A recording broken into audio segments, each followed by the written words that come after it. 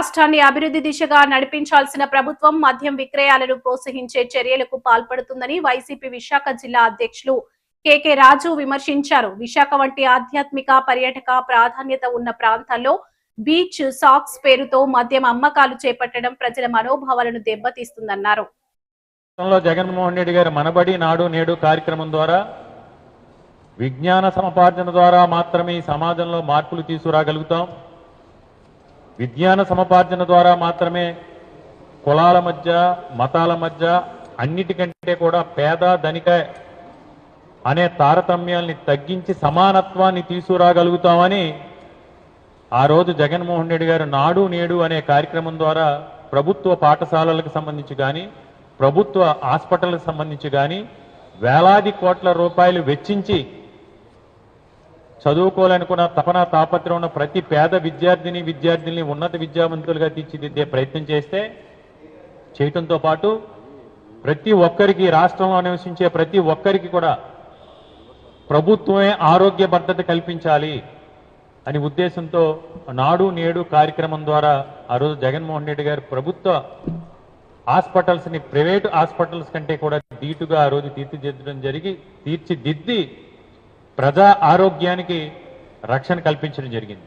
కానీ ఆ రోజు జగన్మోహన్ రెడ్డి గారు నాడు నేడు ద్వారా విద్యారంగంలో వైద్య రంగంలో మార్పులు తీసుకొస్తే ఈరోజు చంద్రబాబు నాయుడు గారు తాగు తూగు అనే పథకాన్ని తీసుకొచ్చి గ్రామాల్లో సూర్యుడు ఉదయించడానికంటే కూడా ముందుగానే బెల్ట్ షాపుల ద్వారా ఈరోజు మద్యాన్ని విచ్చలవిడిగా సరఫరా చేసి ఈరోజు ప్రజా ఆరోగ్యానికి తూట్లు పొడిసి మళ్ళీ ఈ మద్యం బెల్ట్ షాపుల వల్ల మద్యం విధానాల వల్ల పేద కుటుంబాల్లో తాలిని కూడా తాకట్టు పెట్టే విధంగా తాలిని కూడా తాకట్టు పెట్టి మద్యానికి బానిసలు చేసిన ఘనత ఈరోజు చంద్రబాబు నాయుడు గారికి చెందుతుంది. ఈ పెద్ద మనిషి అందరూ ఏంటంటే సంపద సృష్టి అంటే ఏదో అనుకున్నారు. ఈయన సంపద సృష్టి ఏంటంటే మద్యం ద్వారా, గంజాయి ద్వారా, డ్రగ్స్ ద్వారా, మట్టి, ఇసుక వీటిని అక్రమ వ్యాపారాలుగా మార్చి వాటిని ఆదాయ వనరులుగా చూపించి ఈరోజు దీన్ని సంపద సృష్టించడానికి చంద్రబాబు నాయుడు గారు ప్రయత్నిస్తూ ఉన్నారు.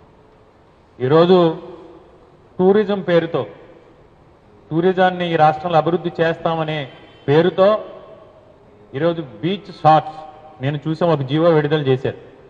GO number 363, GO MS number 363, revenue excise department.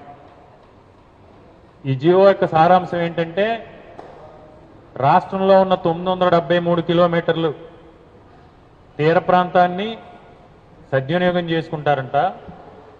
ఆ తీర ప్రాంతాన్ని ఏ విధంగా సద్వినియోగం చేసుకుంటారంటే తీర ప్రాంతానికి ఆనుకుని ఉన్న 12 జిల్లాల్లోని కూడా బీచ్ల్లో బీచ్ షాట్స్ పేరుతో ఉదయం 10 గంటల నుంచి రాత్రి 8 గంటల వరకు కూడా విచ్చలవిడిగా మద్యాన్ని అమ్ముతారంట.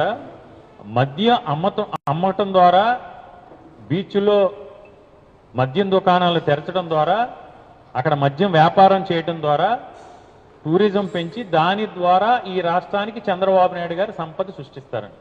ఇది చివరికి ఏంటయ్యా అంటే 45 సంవత్సరాల ఇండస్ట్రీ సంపద సృష్టి ఏ విధంగా అంటే సారా, విస్కీ, బ్రాందీ, రమ్ము, గంజాయి, హెరాయిన్, కోకైన్. ఇది ఈరోజు ఈ రాష్ట్రంలో సంపద ఏ విధంగా సృష్టించబడతా ఉందంటే ఈ రాష్ట్రంలో విచ్చలవిడిగా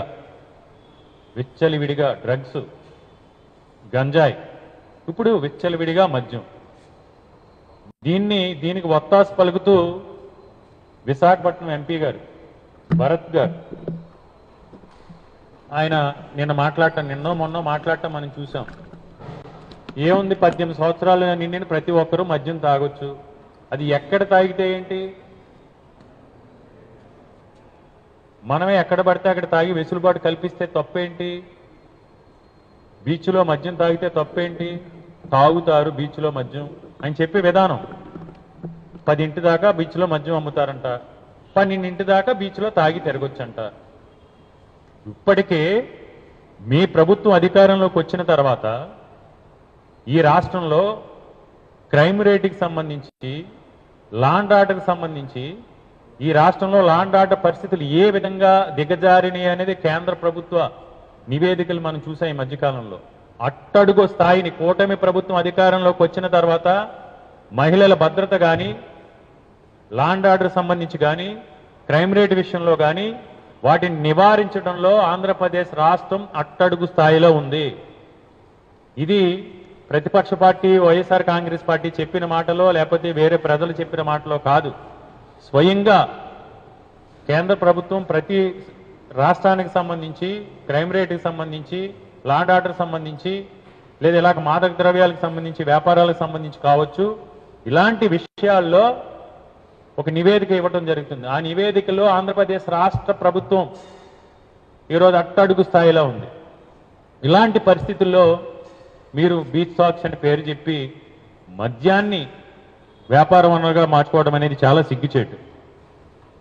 ఈరోజు చంద్రబాబు నాయుడు గారి పరిస్థితి ఏముందంటే, సంపద సృష్టి అంటే స్వయంగా ఆయన రేపొద్దుట ఎలాంటి పరిస్థితులు ఉన్నాయంటే, సంపద సృష్టి నేను మద్యం ద్వారానే సృష్టిస్తాను, తప్పేంటి అనే విధంగా చంద్రబాబు నాయుడు గారు కూడా మాట్లాడిన ఆశ్చర్యపోవక్కర్లేదు.